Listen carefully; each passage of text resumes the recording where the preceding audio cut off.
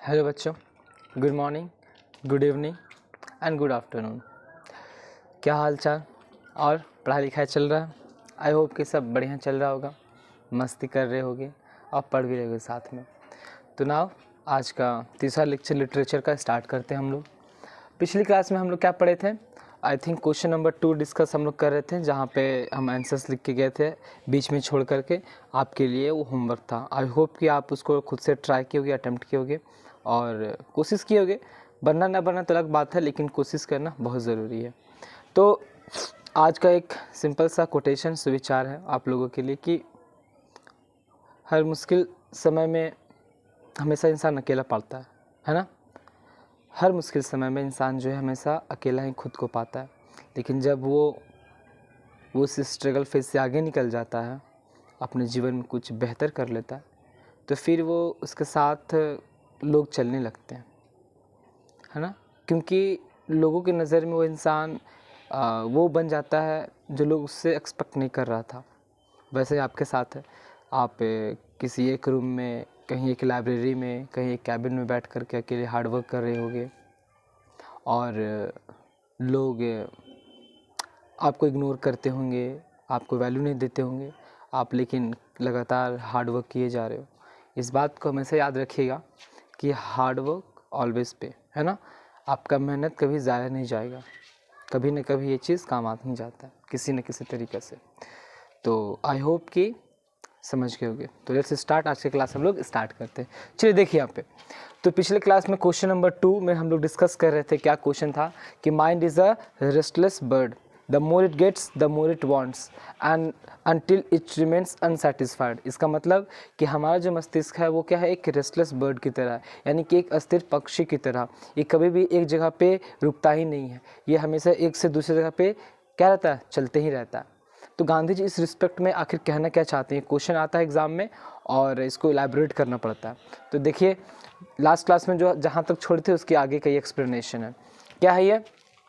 उसके बाद में गांधी जी बोलते हैं कि Gandhi ji says that our mind is never get fulfilled as the more we try to satiate the it indulge but still remain unsatisfied. देखिए यहाँ पे क्या लिखा हुआ है? The more we try to satiate it and it indulge but still remain unsatisfied. इसका मतलब क्या हुआ? गांधी जी कहते हैं कि जितना हम अपने दिमाग को, है ना, Gandhi ji says that our brain is never get fulfilled. हमारा जो माइंड है कभी भी फुलफिल नहीं होगा, यानी कभी भी वो पूरी तरह से भरेगा नहीं। As the more we try to satiate, जितना ज़्यादा हम कोशिश करेंगे उसे संतुष्ट करने में, है ना, वो उतना ही ज़्यादा उसमें क्या हो जाएगा, इन्वॉल्व हो जाएगा और उसको चाहिए। बट स्टिल रिमेन अनसेटिस्फाइड, और अंततः वो अनसेटिस्फाइड ही रहेगा, यानी कि असंतुष्ट ही रहेगा। एट लास्ट, अंत में ही सेज दैट, अंत में गांधी जी कहते हैं क्या, कि we should learn how to control our wants. हमें सीखना चाहिए कि हमें अपने दिमाग को कैसे कंट्रोल करें, which is only possible through meditation, जो कि सिर्फ मेडिटेशन के थ्रू ही क्या है, पॉसिबल है। तो गांधी जी बोलते क्या हैं कि हम अपने दिमाग को, अपने माइंड को कंट्रोल कर सकते हैं, लेकिन कुछ शर्त है। क्या है? कि अब आपको मेडिटेशन करना पड़ेगा, तब आप अपने माइंड को कंट्रोल कर सकते हैं। And yoga and make the life simple with high thinking, और अपने ज़िंदगी को सिंपल और हाई थिंकिंग, मतलब सादा जीवन उच्च विचार वाला। यानी कि गांधी जी बोलते क्या हैं कि हमारा माइंड जो है कभी हमारे कंट्रोल में रहता नहीं है। जितना ज़्यादा इसको कोशिश करेंगे फुलफिल्ड करने के लिए, उतना ही ज़्यादा ये और मांगेगा। जितना ज़्यादा इसको कुछ देंगे और इसको चाहिए, और अंत में ये अनसेटिस्फाइड ही रहेगा। समझ गए ना? तो आई होप कि ये चीज़ें सारे समझ गए होंगे। गांधी जी बोलते हैं कि अपने माइंड को कंट्रोल करने के लिए मेडिटेशन और योगा करना ज़रूरी है। ये एक प्रैक्टिस है जिससे हम प्रैक्टिस करके अपने माइंड को कंट्रोल करना सीख सकते हैं। समझ गए? तो आई होप ये आपको समझ में आ गया होगा। नाउ हम लोग क्वेश्चन नंबर 3 पे मूव करते हैं। 1 और 2 डिस्कस हो गया था। आज जो हम लोग लॉन्ग आंसर्स का क्वेश्चन नंबर 3 डिस्कस करेंगे।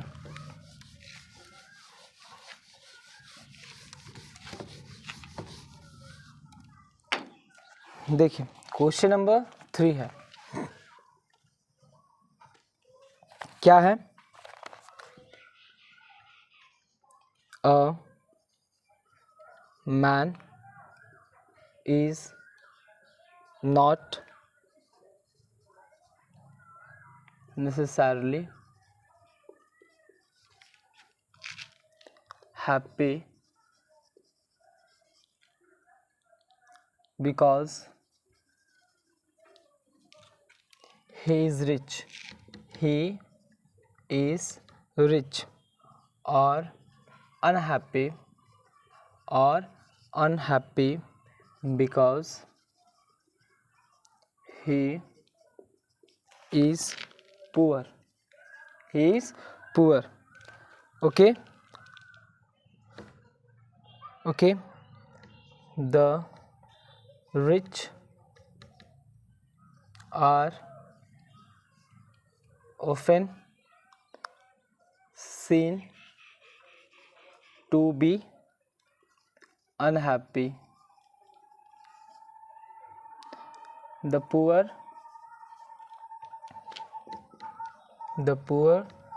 to be happy.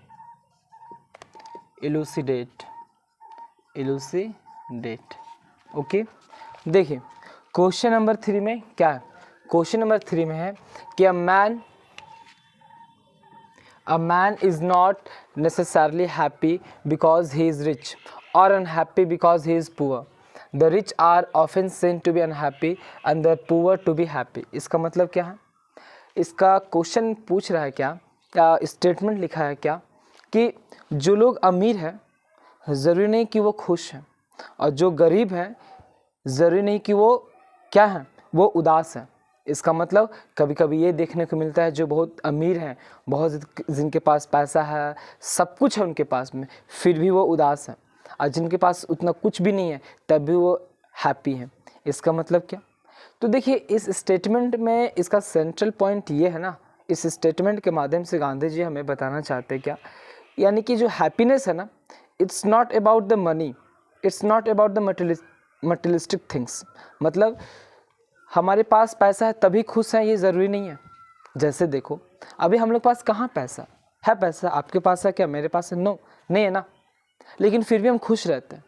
इसका मतलब कि हमेशा हैप्पीनेस तभी होगा, खुश हम तभी रहेंगे जब हमारे पास पैसा रहेगा, जब हमारे पास बहुत ज़्यादा गाड़ी रहेगा, बंगला रहेगा, ये रहेगा, वो रहेगा, तब हम खुश रहते हैं. नहीं, यानी कि happiness is not just like the parallel to the money, यानी कि ये मनी से पैरेलल नहीं है. यानी कि आपके पास पैसा है तब आप खुश हो, ये ज़रूरी नहीं है, और अगर आपके पास पैसा नहीं तो आप उदासी रहोगे, ये भी ज़रूरी नहीं है ना. आप हमेशा रील्स देखते रहते होगे तो दिखाता है ना रील्स में बहुत ज़्यादा कि रोड्स के साइड में कुछ है ना, लोग जो हैं बैठे हैं और बहुत इंजॉय करें, बहुत ज़्यादा खुश हैं, वो जैसे भी हों लेकिन खुश दिखाते कभी किसी रील्स में. इसका मतलब क्या कि उन्हें पता है कि जैसे वो ठीक है तो उसी चीज़ में वो अपना खुशी ढूंढ लेते हैं. दैट मीन्स कि खुशी जो है यानी कि हैप्पी जो है, हैप्पीनेस जो है वो मनी में नहीं है, वो एक रियल सेंस में एक इंटरनल फीलिंग है. वो क्या आप करते हो, दैट मीन्स आप किसी भिखारी को, किसी बेग इंसान को जो बहुत कमज़ोर है उसका आप हेल्प करते हो, आप अपने ग्रैंड पेरेंट्स का हेल्प करते हो, अपने पेरेंट्स का हेल्प करते हो, सोसाइटी में कुछ ऐसा काम करते हो है ना जिससे लोगों को कुछ बेनिफिट हो. वो करने के बाद आपको इंटरनल सेटिस्फैक्शन, खुशी आता है, वो भी एक हैप्पीनेस है. क्या उसके लिए आपको पैसा मिला, नहीं. आप दादा दादी का हेल्प करो उसके लिए आपको पैसा मिलता है, हाँ वो तो अपना खुशी से देते हैं, लेकिन कभी किसी का हेल्प करके देखो जो सच में उनको मदद का ज़रूरत हो, आप उनको ज़रूरत में मदद करो, आपको इंटरनल एक सेटिस्फैक्शन और हैप्पीनेस फील होता है ना. इसका मतलब कि जो हैप्पीनेस है हमारी लाइफ में ये सिर्फ पैसों से नहीं आता.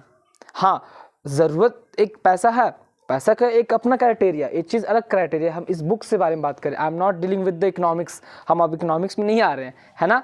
हम बात करें इस बुक के कॉन्टेक्स्ट में कि ये जो मनी है ना, मनी का इम्पॉर्टेंस हमारे लाइफ में उतना है जितना ज़रूरत है.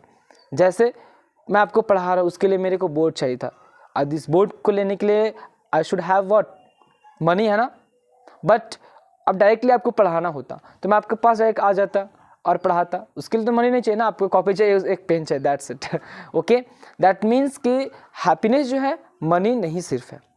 हैप्पीनेस एक अलग चीज़ है, एक हमारा एक्टिविटी है, हमारा स्टेट ऑफ माइंड है, हम क्या सोचते हैं किसी के प्रति, वो भी एक हमारा हैप्पीनेस का एक क्राइटेरिया को डिफाइन करता है.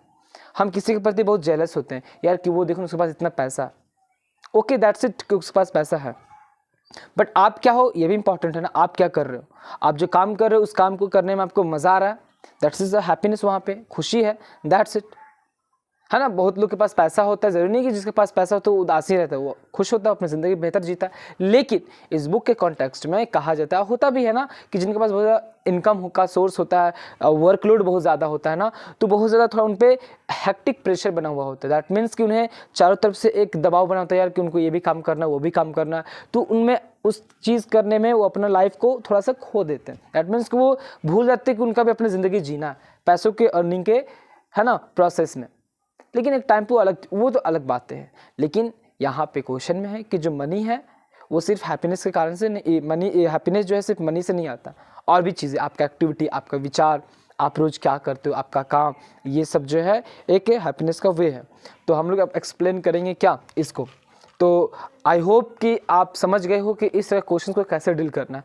शुरुआत में ये समझना है कि ये लाइन कौन से चैप्टर से लिया गया, सेकंड थिंग इसका राइटर कौन है, और थर्ड थिंग इस चैप्टर का आपको समरी पता है। क्योंकि अगर आपको इस लाइन का अर्थ नहीं पता है, आप इसको इंग्लिश में एक्सप्लेन नहीं कर पाते हो, तो अपने सबसे अच्छा समरी लिख डालो। शुरुआत में इंट्रोडक्शन में चैप्टर कहाँ से आया है, लाइन्स कहाँ से आया है, ऑथर कौन है, और समरी लिख डालो, सबसे अच्छा है ना। तो आप वैसे ही लिखोगे। 3 का आंसर क्या हो जाएगा, लिखोगे the above line is taken from Indian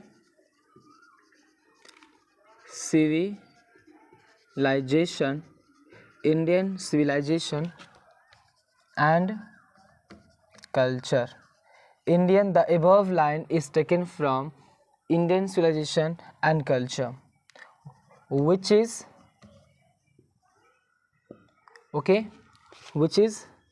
extracted from my experiments with truth. Okay.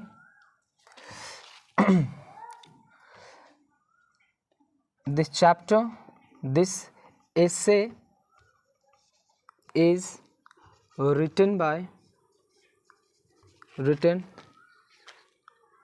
या फिर दिस essay was भी लगा सकते हो, दिस essay was written, या easy लगा क्योंकि यहाँ पे is है ना, this essay is written by a very famous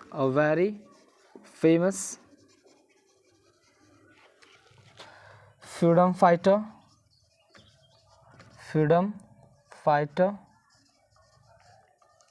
and spiritual leader Mahatma Gandhi,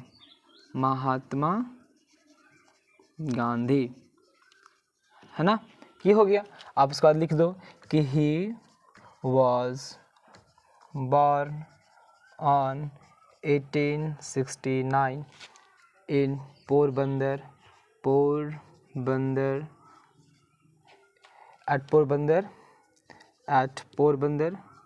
in Gujarat. He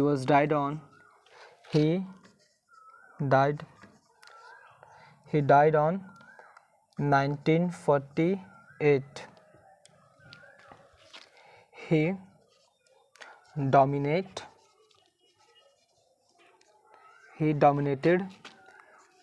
Indian politics from, I hope कि ये क्वेश्चन उतार लिए होंगे, है ना। तो मैं इस क्वेश्चन को मिटा देता हूँ।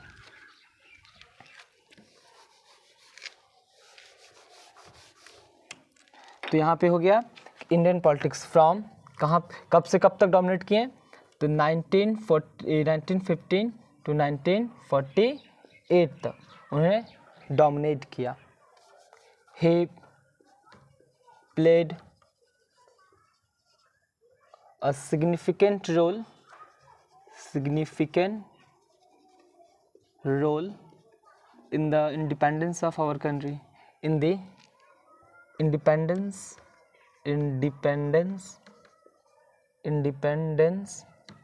of our country. ओके काफ़ी इनफ है। ये हो गया आपके ऑथर का इंट्रोडक्शन। तो लिखना क्या इससे किए, the above line is taken from Indian civilization and culture which is extracted from my experiments with truth। यानी कि क्या, आपको शुरुआत का वही लाइन यहाँ से यहाँ तक आपको रट लेना है। फिर ये रहा चैप्टर का नाम जो कि अकॉर्डिंग टू चैप्टर बदलते रहेगा। फिर उसके बाद में ये वाला पार्ट जो कि अपने से लिखा गया है, ये वाला चैप्टर्स। उसके बाद में ये चीज़ हमेशा रखोगे कि this essay is written by a very famous, और उसके बाद में जो इंसान रहेगा उस इंसान का नाम लिख दो। चूँकि हम फ्रीडम फाइटर थे तो उनके लिए हम फ्रीडम फाइटर का यूज़ किए हैं, समझ गए। ही वॉज बॉर्न ऑन, ये फिर उनके बारे में इंट्रोडक्शन है। यानी कि शुरुआत का लाइन आपको पता है ना कि कहाँ से स्टार्ट करना है। तो लिखा क्या है कि जो ऊपर का जो लाइन है, the above line is taken from Indian civilization and culture. यानी कि जो लाइन लिया गया वो कहाँ से लिया गया है, इंडियन सिविलाइजेशन एंड कल्चर से, which is extracted from my experiments with truth. This essay is written by a very famous freedom fighter and spiritual leader Mahatma Gandhi. अपने आप को बोले थे ना स्पिरिचुअल लीडर बोलते थे, और एक फ्रीडम फाइटर भी तो थे ही ना, एक स्वतंत्रता सेनानी थे। ही वॉज बॉर्न ऑन 1869, उनका जन्म 1869 को हुआ था। कहाँ, पोरबंदर गुजरात में। ही डाइड ऑन 1948, उनका मृत्यु 1948 में हुआ था। He dominated Indian politics from 1915 to 1948, उन्होंने भारतीय राजनीति को 1915 से लेकर 1948 तक डोमिनेट किया। डोमिनेट करने का मतलब कि उनका फिगर बहुत ज़्यादा हाईलाइटेड था। इसके बीच में बहुत लोग आए, बहुत अच्छे अच्छे लोग आए, है ना, जिनका कंट्रीब्यूशन जितना गांधी जी का रहा उतना बाकियों का रहा, लेकिन इनका फिगर बहुत ज़्यादा ओवरऑल इंडिया में फेमस था। दैट्स वाई उन्होंने डोमिनेट किया। He played a significant role in the independence of our country, उन्होंने बहुत ही बड़ा एक रोल निभाया किसमें, इंडिपेंडेंस ऑफ आवर कंट्री, यानी कि देश की आज़ादी में उनका भी बहुत बड़ा क्या रहा, योगदान रहा था।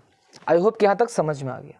आगे ना, अब देखिए क्वेश्चन क्या था, याद है क्वेश्चन यही था ना कि पैसा जो है, जो लोग अमीर है वो ज़रूरी नहीं कि वो खुश रहते हैं, और जो लोग गरीब हैं ज़रूरी नहीं कि वो हमेशा उदासी रहते हैं, है ना, यही क्वेश्चन था। इसी को एक्सप्लेन करना। नाउ एक्सप्लेन करते हैं।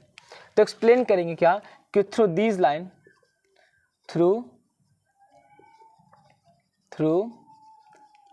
These lines he explains that, वो एक्सप्लेन करते हैं, ही explains that happiness is not about the earning of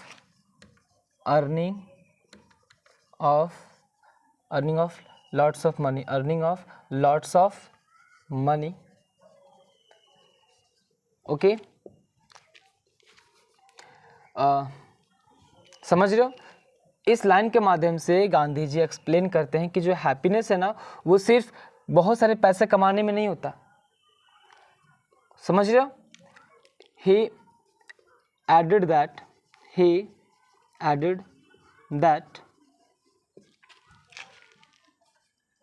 materialism, I hope कि लिख लीजिए इसको, है ना।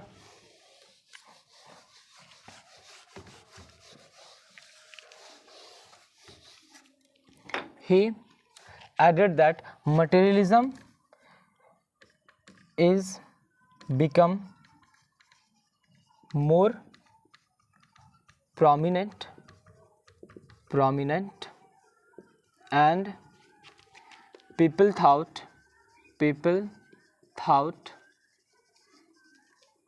that if they earned all physical luxuries,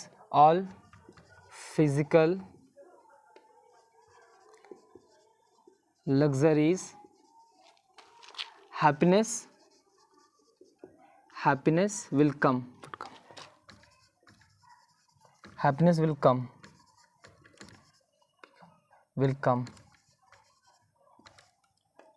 but it's not true, but it's not true.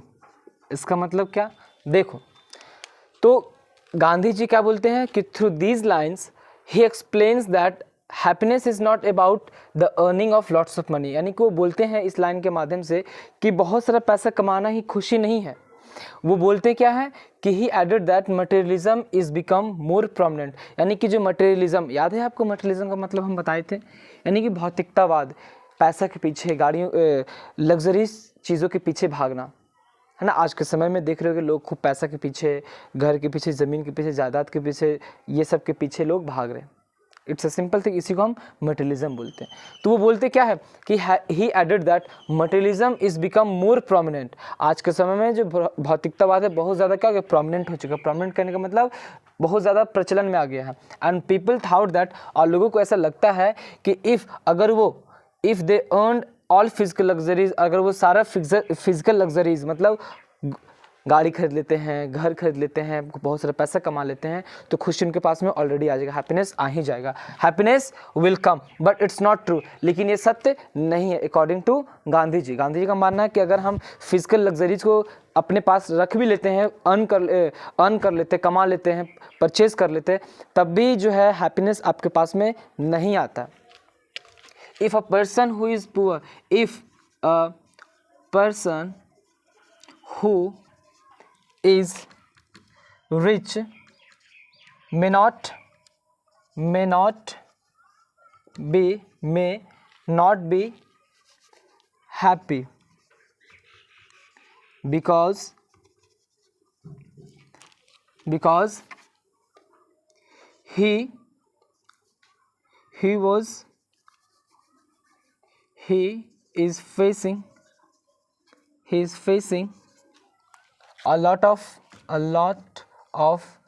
stress, and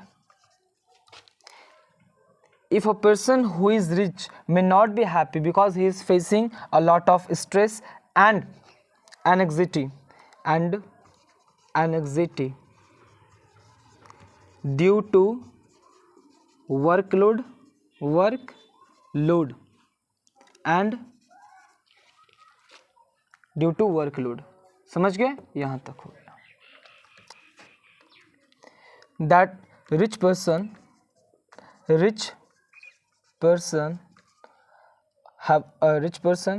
always having fear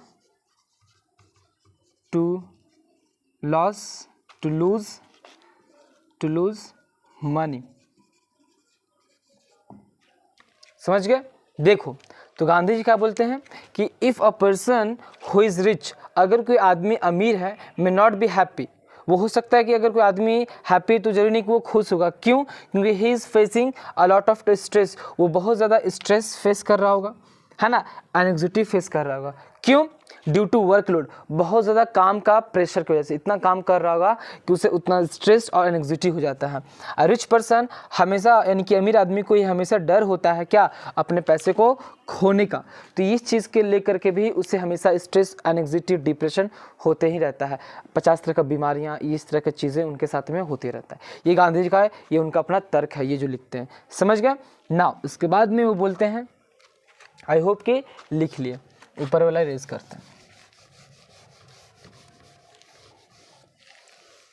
तो उसके बाद में गांधी जी बोलते क्या है कि if a person who is poor, if a person, या फिर poor person may not be unhappy, may not be unhappy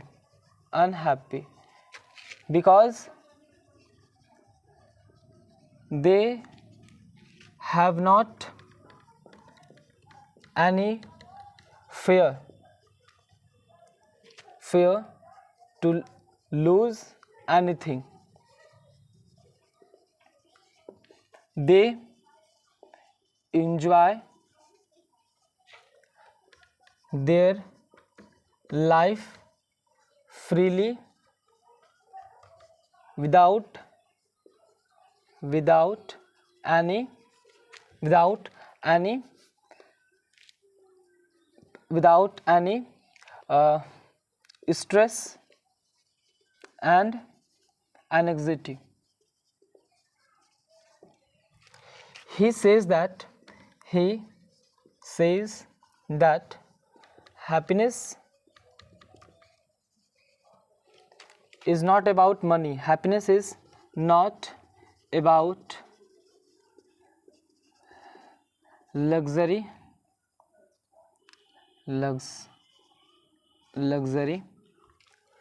and money. It's just about our satisfaction and the work we are doing. The work we are doing.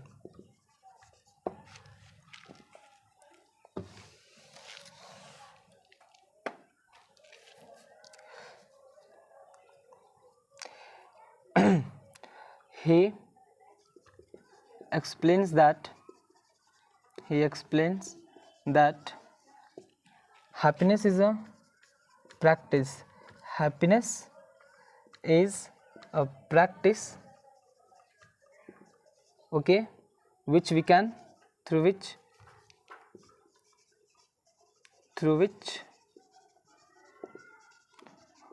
we can achieve by very simple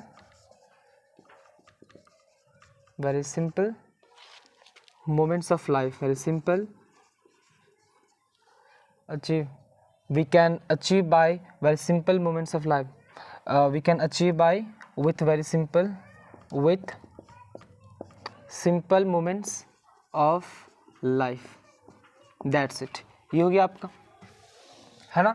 अब देखिए क्या है कि poor person may not be unhappy because they have not any fear to lose anything. Gandhi ji बोलते हैं कि जो गरीब आदमी है ज़रूरी नहीं कि वो उदासी हो, अनहैप्पी का मतलब क्योंकि they have not any fear to lose anything.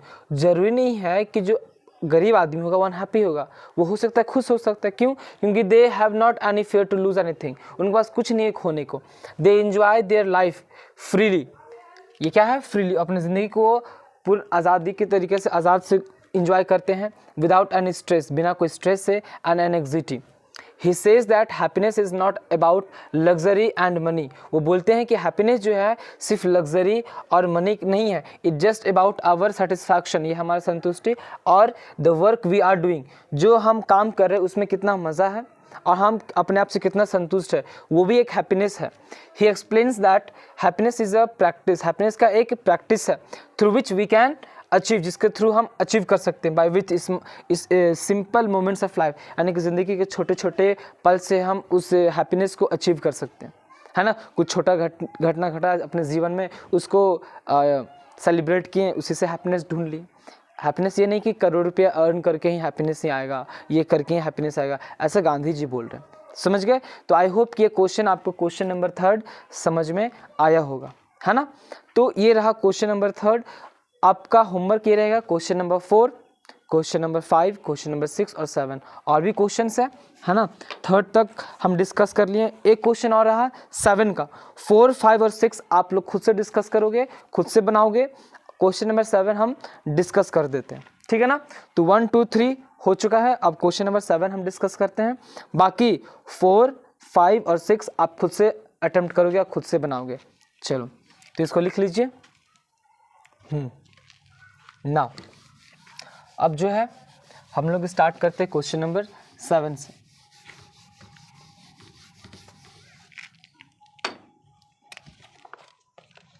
तो क्वेश्चन नंबर आपका 7 है। A certain degree of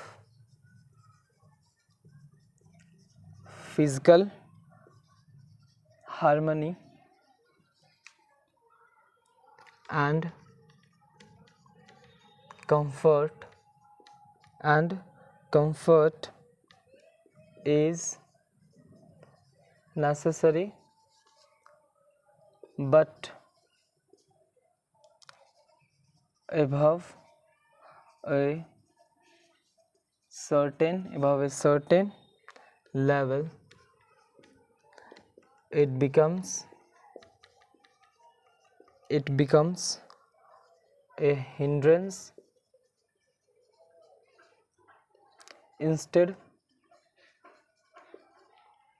of help. इलूसिडेट, इसको इलूसिडेट कीजिए। आंसर, एक बार क्वेश्चन को पढ़िए, ट्राई कीजिए।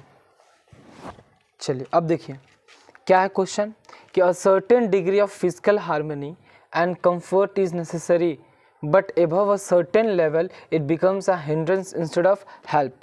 देखिए गांधी जी स्टेटमेंट देते हैं, यानी किसी स्टेटमेंट में क्या कह रहा है कि जो फिजिकल हार्मनी है ना, फिजिकल हार्मनी कहने का मतलब क्या, and comfort, physical harmony comfort मतलब अभी गर्मी के समय है तो कुछ लोग फ़ैन से काम चला रहे होंगे, तब भी किसी को नहीं हो रहा होगा तो कुछ लोग कूलर खरीदेंगे, तब भी नहीं होगा तो एसी। तो गांधी जी इसी के बारे में बात कर रहे हैं कि एक फिजिकल हार्मनी एंड कंफर्ट एक सर्टेन लेवल तक हमारी ज़रूरत को पूरा करता है, लेकिन जब हमारी ज़रूरत हमारा इच्छा में बदल जाता है, हमारा डिमांड बदल जाता है, हमारा लालसा में, हमारा कामनाएं में बदल जाता है, हमारा डिज़ायर में, हमारा वांट्स में बढ़ते चला जाता है, that becomes very dangerous and hindrance for us. मतलब जो चीज़ हमारे लिए मददगार हो सकता था वो नुकसान। जैसे आप स्मार्टफोन को ही ले लीजिए, हमारे लिए स्मार्टफोन कितना इंपॉर्टेंट है। हमें किसी से बात करना होता है इंपॉर्टेंट, तुरंत कॉल लगा लेते हैं। हमें कुछ इंपॉर्टेंट बातें बताना होता है वो हम मैसेज टाइप कर देते, टेक्स्ट कर देते हैं। हमें कुछ वीडियोस फोटोज़ सेंड करना होता है तुरंत कर लेते हैं। हमें अगर क्लासेस करना होता है ऑनलाइन तो कर लेते हैं। कुछ इंपॉर्टेंट चीज़ें अगर सर्च करना तो वो कर लेते हैं। लेकिन इसके बाद भी इसका इंपॉर्टेंट, ये तो ज़रूरत हो गया ना कि हमारी इतना ज़रूरत आज के समय में, लेकिन इसका प्रभाव देखिए एक्सट्रीम यूज़ करने से आप यूट्यूब का, आपका लत लग गया यूट्यूब देखने का, व्हाट्सअप पे इंस्टा पे चलाने का लत लग गया, रील्स देखने का लत लग गया, मूवीज़ देखने का लत लग गया, वेब सीरीज़ देखने का लत लग गया। तो ये क्या है, वो चीज़ जो आपका नीड था अब आपका वो क्या हो गया, आप उससे एडिक्टेड हो गए, आप नीड से कहीं ज़्यादा आगे बढ़ चुके हो, तो वो आपके लिए प्रॉब्लम बन गया। जो हमारे लिए जो डिवाइस था हेल्प कर रहा था वो अब हेल्प नहीं कर रहा, ये हमारे ही रास्ते में आकर के एक बाधा बन चुका। इसी लाइन का ये क्या है, कथन है। मतलब कि जो चीज़ हमारे लिए क्या था, उपयोगिता था, नीड था, हमारे लिए एक हेल्प का एक माध्यम था, वो अब हमारे लिए एक रास्ता का एक बाधा बन चुका था। ठीक उसी तरह से कि आप एक सफ़र में निकले हो, है ना, तो आप उस सफ़र में निकलने से पहले आप क्या किए, आपके लिए ज़रूरत सामान क्या था, एक बैग पैक किया जिसमें आपका सिंपल सा 1-2 सेट कपड़ा हो गया, एक पानी का बोतल हो गया, और जो ज़रूरत का जो बैग जो बेसिक नीड होता है वो रख लिया। लेकिन आप वो चीज़, बैग आपके लिए इंपॉर्टेंट है ना, वो नीड है, हमारे लिए रखना ज़रूरी है, लेकिन आप उसमें 50 तक का सामान लाते जाओ, जहाँ जा रहे हो वहाँ सामान बैग में डालते जाओ, लेकिन यार घर जाएंगे ना तो इसको लेते जाएंगे, ये खरीद लेते, ये खरीद लेते, ये खरीद लेते, तो आप सफ़र का मज़ा नहीं ले पाओगे। जो बैग आपके लिए इंपॉर्टेंट था, ज़रूरत था, वो बैग ही आपका रास्ता का कांटा बन जाएगा, तो आपको वो बैग को उतारना पड़ेगा, या फिर पूरा सफ़र आपको उस बैग को लाद करके चलना पड़ेगा। आपका पूरा ध्यान बैग पे रहेगा, ना कि जो चीज़ आपके साथ हो रहा है उस चीज़ को आप अच्छे से एक्सपीरियंस नहीं कर पाओगे। तो इसी चीज़ को गांधी जी एक्सप्लेन करते हैं, क्या कि जो चीज़ हमारे लिए ज़रूरत है ना उसी की तरह यूज़ करो। अगर इसको एक्सट्रीम लेवल पे लेकर चल जाएंगे तो फिर वो हमारे लिए एक रास्ते का कांटा और रोड़ा बन जाएगा, है ना। तो यहाँ पे जो बोल रहा है ना कि जो फिजिकल हार्मनी एंड कंफर्ट है वो ज़रूरी है, लेकिन अगर इससे ज़्यादा अगर above a certain level it becomes a hindrance, अगर लेकिन वो ऊपर चला जाए, हमारी ज़रूरत के हिसाब से ऊपर उठ जाए, तो वो हमारे लिए एक हिंड्रेंस बन जाता है इंस्टेड ऑफ हेल्प। हिंड्रेंस मतलब बाधा बन जाता है हेल्प की जगह पर। होता है ना ऐसा, आप मोबाइल निकाले हो, ऑनलाइन क्लास करने की जगह आप चलेगा, आप यूट्यूब पर रील्स देख रहे हो, लगातार देख रहे हो, डेटा खत्म। होता है ना ऐसा, आप निकाले हो कुछ गूगल पे सर्च करने यार कि चलो ये फॉर्मूला देख लेते, आप डायरेक्ट यूट्यूब पे घुस गए, यूट्यूब पे घुसे तो आधा घंटा तो वहीं लगे पड़े हो।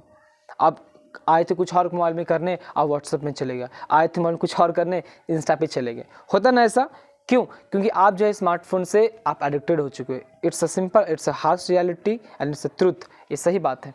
तो देखिए अब इसको एक्सप्लेन कैसे करेंगे, अब मैं आपको नहीं बताने वाला कि स्टार्ट कैसे करेंगे। सिंपल सा वही लिखना है कि चैप्टर जो है, ये लाइन कौन से चैप्टर से लिया गया, इसका ऑथर कौन है, और समरी आपको पता होना चाहिए।